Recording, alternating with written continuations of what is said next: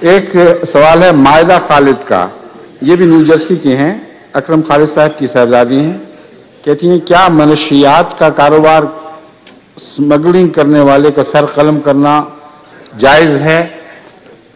سر قلم کرنا جو ہے یہ صرف قتل کے نتیجے میں نہیں ہوا کرتا، بلکہ فساد اور فتنے کے نتیجے میں بھی ہوتا ہے۔ اس لیے یہ حکومتوں کا کام ہے، اگر وہ یہ دیکھیں کہ منشیات یا اسمگلنگ اتنی زیادہ بڑھ چکی ہیں کہ اس کے نتیجے میں سارا معاشرہ قتل ہو رہا ہے، تو تمام ملک کے نمائندوں کی حکومت قانونی طور پر قانون سازی کے مختار ہے۔ وہ قانون سازی کر سکتی ہے کہ یہ جرائم اتنے خطرناک ہو چکے ہیں کہ ایسے لوگوں کا سر قلم ہونا چاہیے۔